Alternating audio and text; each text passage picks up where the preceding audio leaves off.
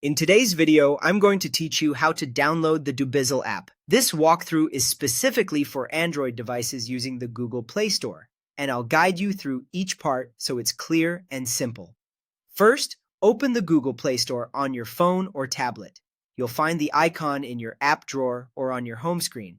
It's the colorful triangle that says Play Store underneath. Tap it to launch the store. Once it opens, you'll land on the main page where you can discover apps and games. At the very top of the screen, you'll see the search bar that says Search for Apps and Games. Tap on that search bar to bring up the keyboard. This is where you'll type the name of the app you want to install. Now type Dubizzle. That's spelled Dubizzle. As you type, you may see suggestions appear below the search bar. If you see Dubizzle listed there, you can tap it to go straight to the results. Otherwise, just finish typing and hit the search button on your keyboard.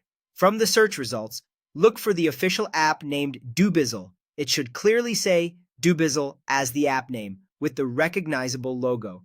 Take a quick moment to confirm you're choosing the correct app to avoid any lookalikes. When you found it, tap the app to open its details page. Here you can see the app's description, screenshots, and reviews, which can be helpful if you want to confirm you've got the right one.